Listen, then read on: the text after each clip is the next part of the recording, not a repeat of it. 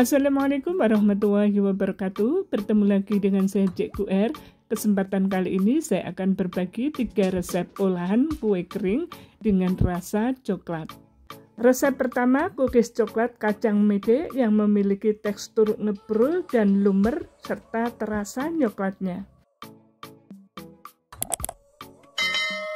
Pertama kali saya siapkan 250 gram kacang mede dan ini akan saya oven dulu kurang lebih 15 menit atau sampai kacang mede agak garing dan terasa renyah. Selain di oven, kacang mede ini juga bisa disangrai. Dan setelah kurang lebih 15 menit di oven, kacang mede sudah garing dan terasa renyah. Selanjutnya 100 gram kacang mede saya belah menjadi 2 bagian. Dan inilah hasilnya 100 gram kacang mede yang sudah saya belah. 100 gram DCC atau coklat batang saya lelehkan dengan cara saya tim. Setelah DCC ini meleleh akan kita biarkan sampai dingin, kemudian baru kita gunakan. Kita siapkan bahan kering, 20 gram coklat bubuk, masukkan ke dalam 350 gram tepung terigu protein rendah, ditambah 30 gram tepung maizena. Kita aduk sampai ketiga bahan ini bisa bercampur dengan rata. Setelah bercampur, kita sisihkan dahulu. Siapkan wadah dan masukkan 200 gram margarin dan 50 gram butter. Kalian bisa juga memakai 250 gram margarin semua. Tambahkan 120 gram gula halus. Selanjutnya saya aduk kedua bahan ini sampai nantinya berwarna pucat dan terasa lembut. Saya ulangi lagi, untuk penggunaan margarin, kalian bisa menggunakan 250 margarin semua. Tapi kalau saya tadi menggunakan 200 gram margarin yang saya tambah 50 gram butter. Tambahkan sepucuk sendok teh garam. 1 saset vanili bubuk. 2 butir kuning telur. Kemudian kita masukkan juga DCC yang sudah dilelehkan dan sudah didinginkan. Aduk sampai semua bahan tercampur rata.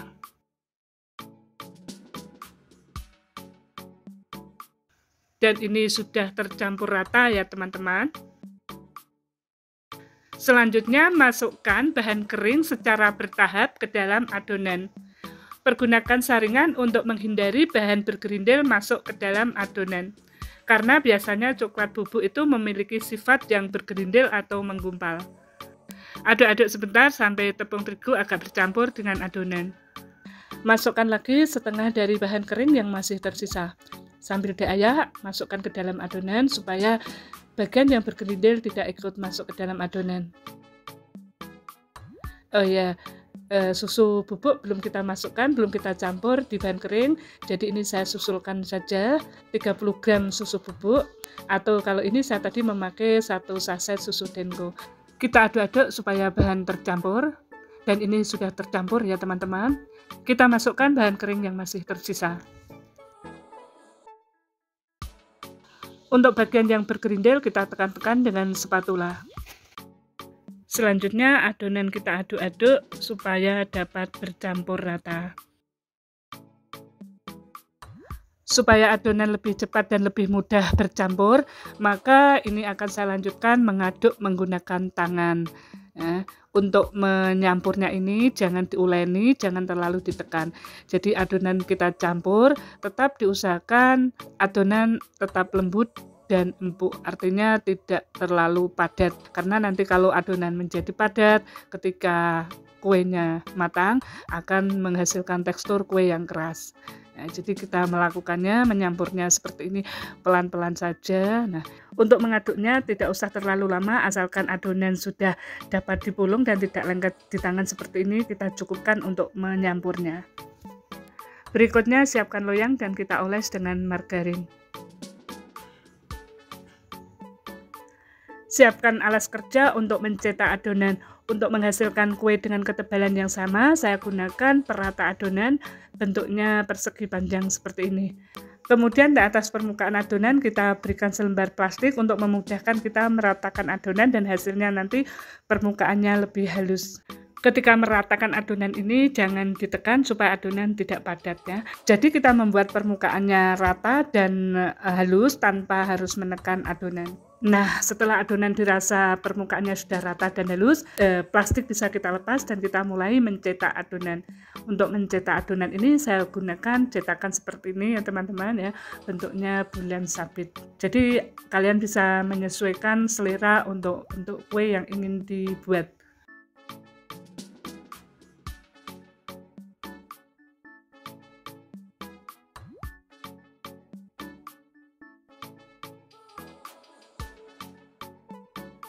Selesai dicetak dan kita akan mengoles kue dengan putih telur.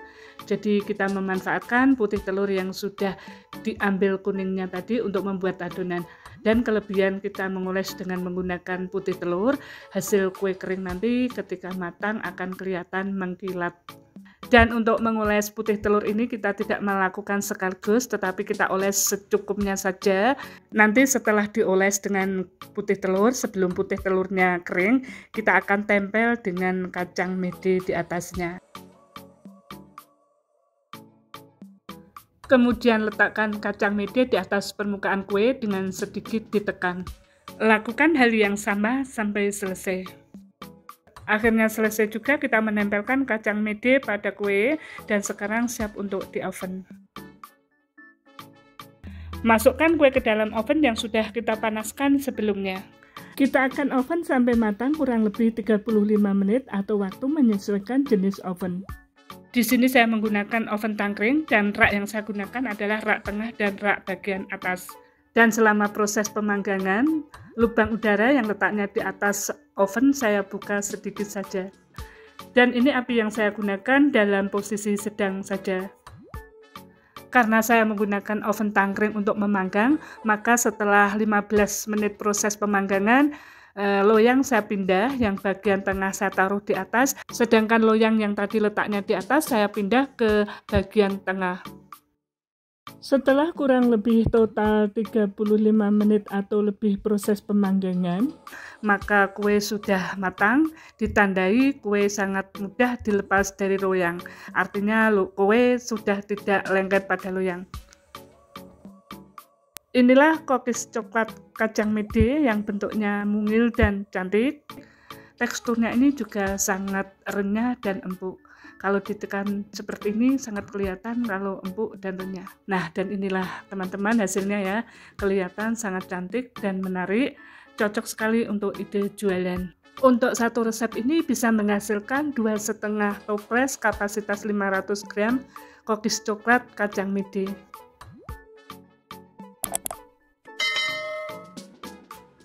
Resep kedua, kue kering bola-bola coklat. Siapkan wadah dan masukkan 200 gram margarin atau butter. Di sini saya menggunakan 125 gram margarin yang saya mix dengan 75 gram palmia boss sebagai bahan pengganti butter. Atau teman-teman bisa menggunakan margarin dan butter dengan perbandingan sesuai selera kalian. Tambahkan 100 gram gula halus. Kita aduk kedua bahan ini sampai bercampur rata dan berwarna pucat. Untuk mengaduknya, selain menggunakan mixer kecepatan rendah, kalian juga bisa menggunakan whisker ataupun spatula. Tambahkan 1 butir kuning telur. Sebelum kita mixer atau kita aduk, kita bersihkan dulu adonan yang menempel pada dinding wadah, sehingga nanti semuanya bisa ikut diaduk ataupun di mixer. Tambahkan 1/4 sendok teh vanili bubuk. Jika kalian tidak suka, bisa di-skip. 300 gram tepung terigu protein rendah kita masukkan secara bertahap. Gunakan ayakan supaya tepung terigu yang bergerindil tidak masuk ke dalam adonan. Tambahkan juga 25 gram tepung maizena. Aduk pelan dengan menggunakan spatula sampai adonan bercampur rata. Masukkan tepung terigu yang tersisa dan ini saya bagi menjadi 2 kali untuk dimasukkan.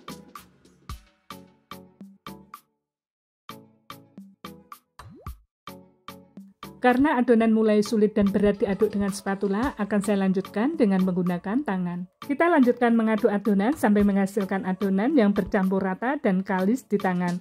Tetapi teman-teman ya, untuk proses mengaduk ini, Kita aduk atau kita campur adonan secara pelan saja tanpa perlu ditekan ataupun dioleni.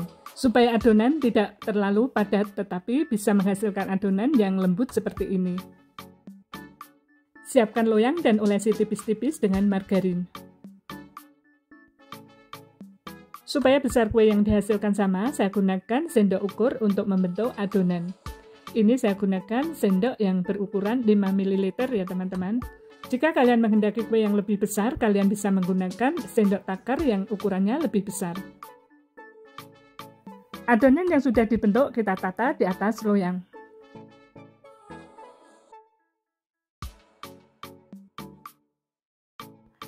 Sebelum loyang saya masukkan, oven sudah saya panaskan terlebih dahulu.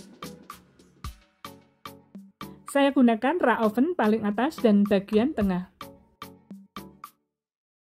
Untuk lubang udara yang letaknya di atas oven, saya buka selama proses pemanggangan. Dan api yang saya gunakan seperti ini teman-teman ya, sedang cenderung kecil. Setelah 20 menit pemanggangan pertama, kita cek kue. Karena kita memanggang dengan menggunakan oven tangkring, maka posisi loyang harus kita rubah. Loyang rak paling atas kita turunkan di rak paling bawah, dan loyang yang di rak tengah kita naikkan di atas. Jangan lupa, posisi loyang juga kita putar yang tadinya di depan ke belakang dan sebaliknya, supaya kue dapat matang merata. 15 menit atau 20 menit setelah pemanggangan kedua, kita cek kue. Jika kue permukaannya sudah kesat dan bagian bawahnya sudah kecoklatan, berarti kue sudah matang dan siap diangkat. Seperti ini teman-teman ya, kue juga sudah mudah dilepas dari loyang. Kita tunggu kue dingin baru kita balur dengan coklat. Sambil menunggu kue dingin, kita bisa mempersiapkan bahan celupan. Di sini saya potong-potong kecil 250 gram coklat batang atau DCC. Ini akan mempercepat dan memudahkan ketika melelehkan. Selanjutnya kita bisa melelehkan coklat batang dengan cara ditim. Setelah semua coklat batang meleleh, kita tambahkan 75 gram margarin. Kita aduk sampai margarin meleleh dan bercampur rata dengan coklat. Fungsi penambahan margarin selain untuk mendapatkan adonan celupan yang pas, juga akan membantu hasil kue lebih mengkilat. Ketika dirasa kue sudah dingin, maka kita bisa memulai menyelupnya dengan adonan coklat. Setelah kue dicelup dengan adonan coklat, kita tempatkan pada cup kertas mini. Seperti ini teman-teman ya. Kemudian kita taburkan di atasnya dengan sprinkle warna-warni sebagai hiasan. Lakukan hal yang sama sampai semua kue dicelup dengan coklat dan dihias dengan sprinkle. Dan ini hasilnya teman-teman ya, kue kering bola-bola coklat yang sangat cantik. Ini rasanya enak, tekstur dalamnya ngebrul empuk, dan coklatnya sangat terasa. Dari satu resep ini bisa dihasilkan kurang lebih 1050 gram kue kering bola-bola coklat, yang jika dikemas bisa menjadi 3 toples dengan masing-masing berat isian kurang lebih 350 gram. Resep ketiga, kue coklat klepon yang sangat praktis. Pertama-tama saya lelehkan 125 gram coklat batang. Dan sekarang coklat batang sudah meleleh. Karena ini masih terlalu pekat, saya tambahkan 1 sendok makan margarin. Kecilkan api, kemudian kita lelehkan margarin dan kita aduk-aduk sampai margarin bercampur rata dengan coklat. Margarin sudah mencair dan bercampur rata dengan coklat dan ini siap kita gunakan. Siapkan loyang dan alasi dengan kertas minyak. Dan ini adalah biskuit egg ball yang akan kita gunakan. Di sini saya menggunakan biskuit egg ball merek Nissin yang dikemas, ini beratnya 210 gram. Bentuknya seperti ini. Untuk merek dan jenis biskuit egg ball yang akan digunakan, silakan sesuaikan dengan selera kalian. Siapkan juga kelapa kering. Untuk kelapa kering bisa beli jadi di toko bahan kue ataupun membuat sendiri. Nah, untuk cara membuat kelapa kering bisa disimak di video yang pernah saya share. Linknya saya tuliskan di kolom deskripsi. Nanti silahkan teman-teman cek. Selanjutnya 2 butir biskuit egg ball kita masukkan ke dalam coklat yang sudah dilelehkan. Kita balur keduanya dengan coklat, kemudian kita satukan membentuk bola. Kita tiriskan sejenak, kemudian kita balur dengan kelapa kering. Ini sangat mudah sekali teman-teman ya untuk membuatnya, bahkan anak kecil pun akan bisa melakukan. Dan ini bisa menghasilkan kue kering yang renyah dengan rasa coklat yang terasa dan gurih dari kelapa keringnya. Inilah hasilnya setelah dibalur dengan kelapa kering. Lakukan hal yang sama sampai semua biskuit habis dicelup coklat dan dibalur dengan kelapa kering. Biskuit yang sudah dicelup coklat dan dibalur dengan kelapa kering, kita angin-anginkan sampai kering dan coklat menjadi set. Ini hasilnya biskuit yang sudah kering ya teman-teman, cantik sekali apalagi setelah dikemas dalam wadah seperti ini. Saya cicipi dulu, bismillah. Ini rasanya renyah, biskuitnya renyah, kemudian coklatnya sangat terasa dan juga gurih dari kelapa kering. Ini betul-betul enak ya. Saya percaya ini akan disukai terutama anak-anak kecil. Untuk satu resep ini bisa menghasilkan 2 setoples kue coklat klepon dengan toples kapasitas 500 gram. Terima kasih sudah menyaksikan tayangan video saya, semoga bermanfaat. Dan terima kasih juga saya sampaikan kepada teman-teman yang telah mendukung Cikgu R Channel dengan memberikan subscribe, like, dan komen. Sampai bertemu lagi di video-video saya selanjutnya. Wassalamualaikum warahmatullahi wabarakatuh.